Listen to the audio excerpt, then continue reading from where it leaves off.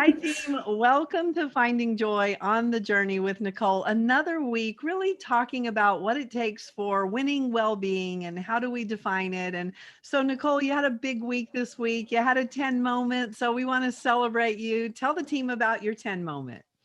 Well, I had a couple, but the specific one we're going to talk about today. So I'm very blessed, honored, and humbled to be recognized as one of the most influential commercial real estate women executives in the state of Arizona. So, Dance, baby. yeah, I know. It's crazy, right? So I was surprised. Had a little bit of that imposter syndrome show up again, right? Like, wait a minute, me? Huh? Yeah, who Sure. are you talking about? Looking over your shoulder? Yeah. But this is not about me. And that I think is the hardest thing about accepting it. My team has never been stronger within my professional life and that around me personally. So honestly, I'm not the smartest person on my team by any means. I think we've talked about that. I'm not the most talented, but I'm just so very blessed to have people around me now and people that have helped me get there. Like it just, you don't do it on your own ever. And that's what kind of stinks about these individual awards, quite frankly, is they're uncomfortable because you want to bring your army. Yeah, the power of team, right? Just the Yeah, people you that have do. been for you and the people that believed on you and believed in you on your journey, the people that, promoted you and did the things that really said, I trust you, I have faith in you, I'm for you, all those amazing moments. But without you really going for it, I mean, everybody gets opportunities. And then Yeah. you've got to step into the real power of going for it. And so that's the journey that you're blessing us with, is you being real and just telling us Mhm. what it takes. And so we love these moments of big wins when you get an award and you get to talk about it. And, we do want to celebrate you and just honor you for that. And we know that we're doing this work because we want to give hope. We want to give hope Yes. to other women and other executives. So based on the moment in time that you're in right now with really receiving this, how do you want to give hope to women and executives this week? So a couple of things, and I want to go back and say that even when you hit bumps in the road, they're actually helping you get there, and that's something you don't see in the moment in time that it's happening, right? Like, I've had some stumbles in my career, and I've talked very openly about it, but you learn so much from the struggle that one of my biggest things is to like don't give up, right? Like know that things happen for a purpose and a reason in your life, and while you might not see it in the moment because the struggle's real, Yeah. it ultimately is growing you and benefit you, and you're a lifelong learner through that journey. And one of the things that I've really been able to reflect back on is I've had females on my teams, going back to, I can't even, my very first direct hire, I've always had females and a combination of males. I've had both. And honestly, if I look back 10 years ago, I was probably a little bit harder on the females because but I say that now reflecting on the fact that like they necessarily didn't understand I was for them Right. by pushing them. And now I'm learning to come from a more compassionate, like, you've got this and I'm going to help you get there. Where I think before I probably pushed some of my female coworkers and peers a little bit harder than the male side, Mm. because I want Yeah. women to succeed, right? And I've learned that there's a way to lead through that now. And I really, really value the gifts that women can give women. And I think it's so important that we do that. Like, I have competitors in our industry that are also female rock stars, and we've really developed this mutual respect for each other where we're for each other. Like, we're competing every day for the same projects and clients and things like that, but it's like, you're going to get your share, I'm going to get my share. We're in this together. Like, let's help promote other females to really work through all the struggles that we see in life and really succeed. So anyway, I've learned a lot.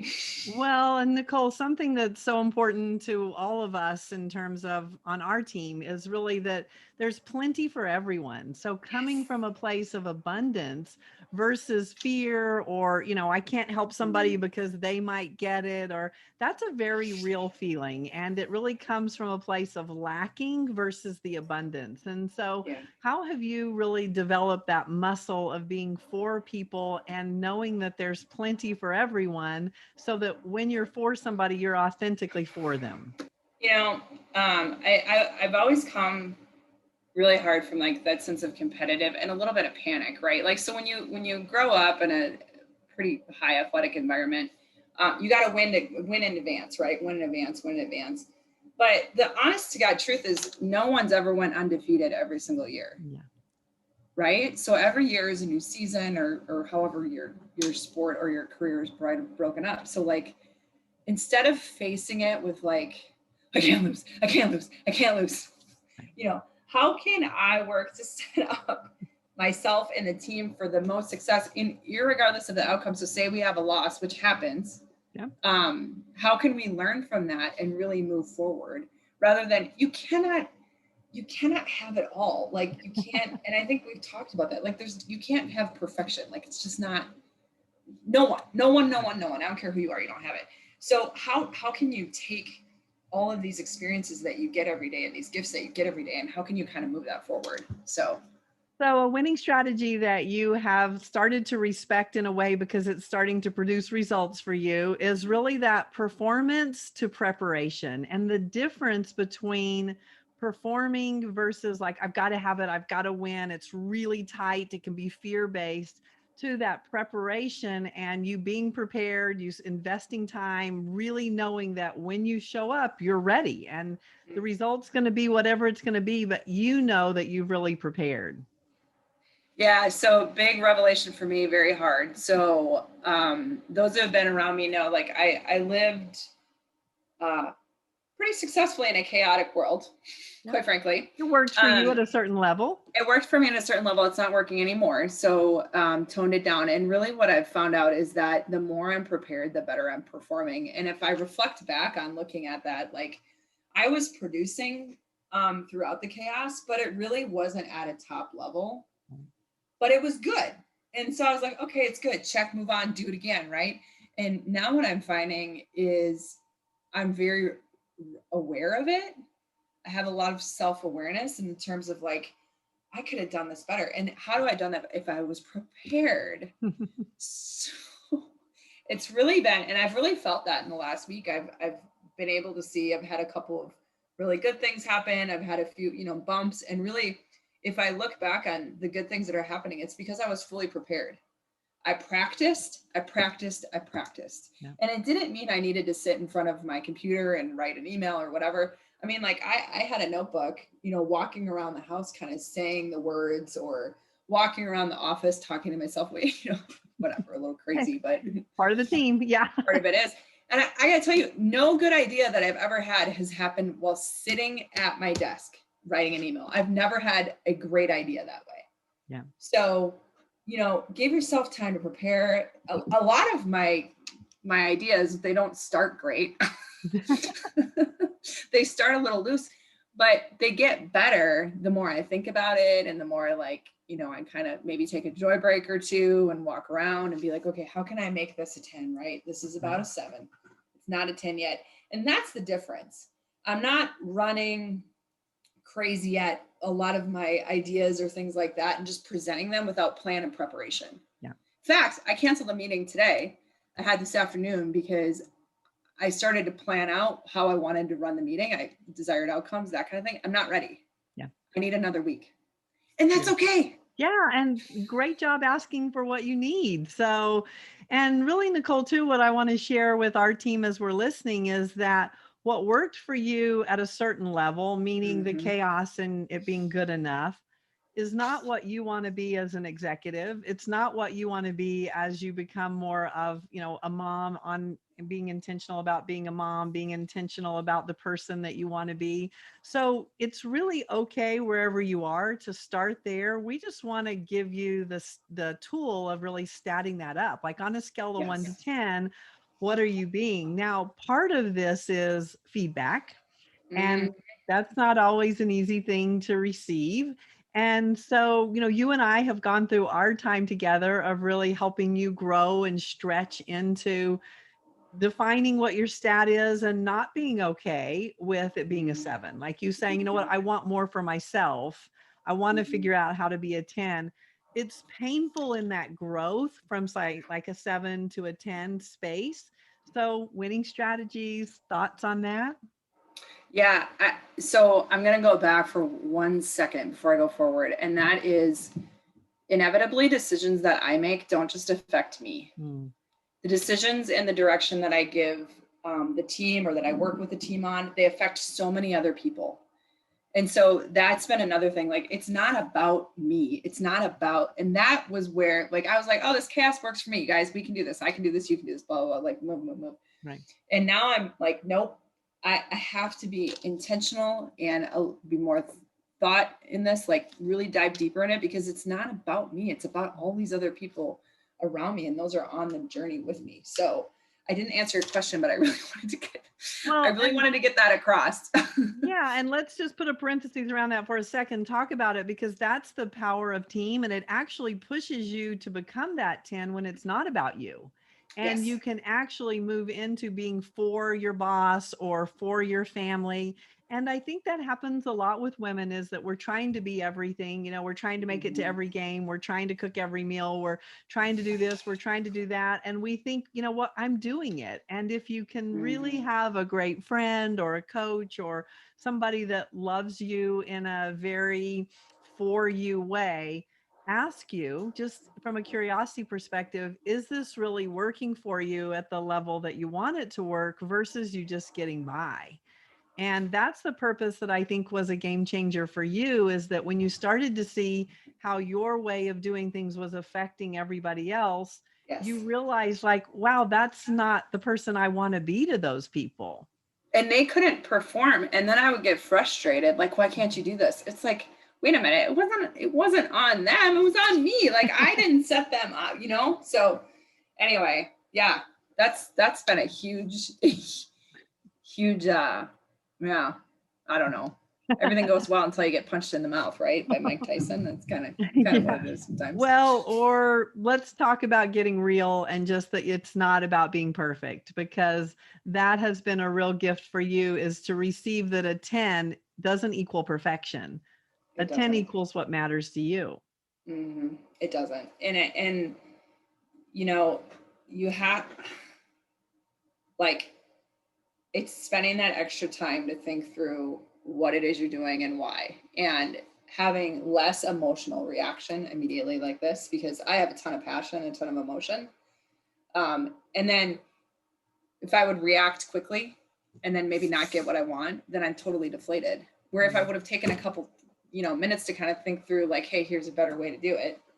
So, and people are going to say no to you. You're going to have that, right? Like, that's real, and that's happening both inside all of your worlds. So but if you're like, okay, well, all right, that's a What no, can I but now learn? what can I learn, and what can I do differently next time, or what can I go forward with this? That there is something to learn in everything you Yeah. So let's talk about the hits that we get from chaos, or the hits that we get from kind of stirring things up, or drama, or feeling needed, or, there's so much wrapped up inside of that. And do. again, you've been so vulnerable with us, so honest, so courageous. That's something that I think a lot of us feel, but we're not very conscious about really what it's doing, why we keep going Mm. back to something that doesn't work for other people, but it's working for us, and we don't really know why we're doing it. Hmm. Um, so I have went through a number of struggles in the last 4 years, if we're talking about that particular area. And I wasn't very real with it in outside of, myself. I wasn't vulnerable. I wasn't real.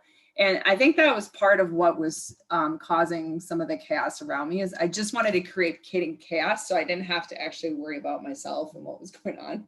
Or face yourself, right? In Face terms, myself, yeah. right? Yeah, I didn't want to do that. And now I'm coming from much more of a place of a real and vulnerability and being truthful and being, all these things. And I got to tell you, like, there's a whole new level of respect that comes with that.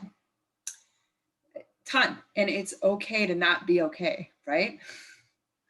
And it's okay to be vulnerable, and it's okay to lead with compassion, understand someone else's situation, and then figure out how you can best move forward together. And I was trying to burden way too much of this on my own, right? Like, I don't need anyone to know what's going on, or I just need to like power through. I need to do this, that, and the other. And now it's like, no, I'm not having a good day. Hey, guys, today's a little bit rough, but I'm here. I'm doing this. How are we going to do this? And even, we do that as a family now too. We have our 10-year-old daughter. We'll be like, hey, today's just a tough day for mom and dad. We've got some stuff going on. Okay. Yeah. Beautiful. It's amazing. Like that.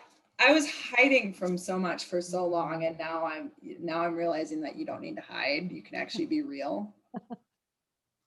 Talking about winning well-being and being for ourselves, that's one of the biggest just winning strategies you can give us is you don't have to hide. You can be real. You can not have a fabulous day. You can have good and bad. I mean, welcome to being human, right? That human to human connection. And we're actually more connected when we're authentic and we're sharing what's happening than when we feel like we've got it together all the time and don't need anyone. Everybody's like, okay. And they leave us alone. Yeah. And pre-pandemic, I would start conversations all the time, personally, professionally, doesn't matter, with like, hey, how's it going? And then go straight into it, like dive. Yeah. Now, I mean, during the pandemic, especially, there wasn't a phone call you made where it's like, hey, how are you and your family doing? Right. Hey, how about we not lose that? Exactly. COVID gift. Let's keep that. Like, keep it up, keep it going. Like, I don't want the first, an email's awful, right? Because that's a trap you can fall into. But even a text, like, hey, first and foremost, like, hey, I hope you and your family are well. Right. Eventually that's going to spur some sort of connection because they're either traveling or there's a moment happening. There's maybe a 10 moment they're going to be able to share it with you. Like, I feed off other people's joy and enthusiasm and hope, which means you feed off it. And then a person next to you, like, we all feed off that. Yeah. So let's keep that going. And especially with, back to the female to female, like Carlette has introduced me to some amazing females. We are not in the same professional spaces, and we don't have to be. Yeah. We are learning from each other emotionally, professionally, all those things, but we're for each other. We're like, how are we going to do this together? And that's what I want everyone to understand. Like, let's not lose that, human to human connection that has been gifted to us. What a gift. What a gift. Yeah, what a gift. And Nicole, you bring up a really good component in terms of the power of team. That's what we believe in so much. And you have been able to be on teams that we've put you on. First of all, you've said yes to professional development. That's a winning strategy, right? A lot of times women think they don't have time. So that's a true thing. We are juggling family and everything from that perspective, but you have learned that you can make the time. You've said yes. You've also really kind of taken a leap of faith in some of those because it hasn't been really what is the most natural for you or the most comfortable for you because it hasn't been within your profession or within what you're good at. Instead, I've been very intentional about having you outside of everything so that you can learn from other people and bring that back to your company and bring that back. And so really the connection is women to women, helping each other, executive to executive kind of levels, what we're doing. So how did you take yourself from, I don't have time to yes? That took a long time. I said no for a long time. I struggled for a long time. And honestly, part of it was it didn't feel good. Because when you start to spend a lot of work on yourself in the beginning, it's not going to feel good, more than likely, right? Like you're peeling back all these facing some layers. Truths, right? Yeah, and you're facing your truth and you're being forced to be vulnerable with yourself and others. And it's not comfortable. Yeah. Until you kind of get there. So really a turning point for me was understanding that it was something, there was no way I was going to make more growth or have more growth for myself if I didn't continue to work on myself. And I wasn't really liking the direction I was going. I was losing confidence. Not to say that, like, you're going to have confidence breakers here and there, but like, I started to realize like all this work I was putting into myself and really learning from others was probably the difference maker. Mhm. Huge golden Imagine nugget. that. Yeah. And I was approaching it differently. So instead of like, doing readings or talking to others, being like, oh, whatever, I could be doing 3,000 things. I was engaged. I was fully engaged, Right. paying attention, really listening.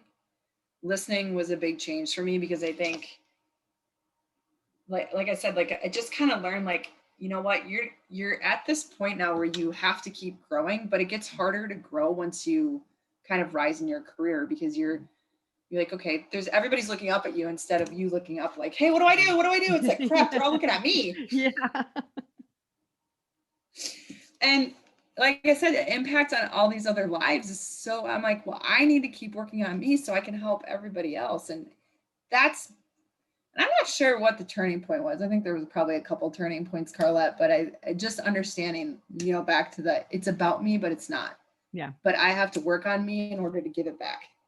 Well, and And I would say commitment. You definitely said full engagement. Also, yes, intentionality, being very intentional about who and what you're investing in. And I would say commitment, just because I've had the gift of being on the journey with you, is that, many times it was about canceling because there just were so many other things to do. And we certainly all have things that come up. That's our human moments. You started yes. to commit, though, to yourself. And you Mm-hmm. started to invest in yourself and honor those commitments, stick with it, even when it was feeling uncomfortable, or some of the things I remember. Mm-hmm. Yeah. And understanding too, I took it back to my training, my, collegiate athletics, like, going to practice every day wasn't exactly comfortable or fun, or I would have been, I don't know, doing 15 other no good things for you. But I made a commitment. I went every day. I was part of a team. Why is that any different now? Right. Like I'm not on an athletic team, but I'm on a team that is trying to win every single day in one way or the other. Personally, So professionally, and philanthropically. Your home team wants to win, yes. meaning your personal life, your professional team, any boards that you're on, or any community involvement. I mean, everybody needs everybody to show up and really be fully engaged to be the best. Yeah, and it's, you bring up a good thing too. It's the power of no when you need to say no. So Mhm. instead of saying no to the training and kind of the work that we've been doing, I maybe said no to some other things, and I haven't missed a beat. Weird. Yeah. It's actually So, it's way better. yeah. Imagine that. Imagine saying yes to you and saying no to maybe some things that weren't necessarily a 10 for you or in alignment with what you needed Mm-hmm. or what you wanted. So, the last thing I just want to end with is the difference between showing up and training. Mm-hmm. Because so many times we say, yes to well-being. Yes, I want to win well-being. Are you training for well-being, or do you just want this thing to appear? Are you training to be great at your job, or do you just want it to appear? So, words of wisdom when we talk about really the power of training. You have to put in the work, you have to show up, and you have to be engaged if you want to get the results. You can't just say, okay, I'm going to do this half hour with Carlette and I'm going to call it a day, check, move on, or I'm going to have go have coffee with this person. You have to be intentional. You have to be in it. You have to understand that this is it doesn't have to feel good, which has been another thing I've been learning. Like it doesn't have to feel good in order to know that you're making progress. In fact, what I've really learned is 9 times out of 10, it feels like crap, but I'm making progress. Well, it's a lot like working out. I mean, it's that Yeah. rep that's the 10th, 11th, or 12th rep. That's where you're changing. You can Yeah. get those reps in that are 1, 2, 3 up to 10, and you're kind of just pumping. You feel really good about yourself. If you want that transformational change, you've got to push yourself into a place that's really uncomfortable, and make sure you have the support and that you're on a team in a way that you're really growing for you versus investing in something that could be wasting your time or could be making you feel not so fabulous, or so it really is being intentional about choosing what fits with you and knowing that it's going to get uncomfortable along the way. And the more you do it and the more you train, the less uncomfortable it'll get. Imagine that. Yeah. Mhm.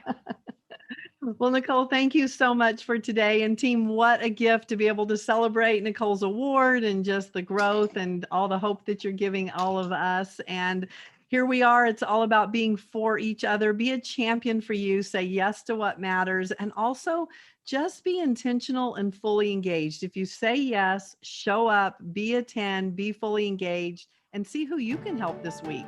So being for each other is a huge winning strategy. Thank you, Nicole. Thank you.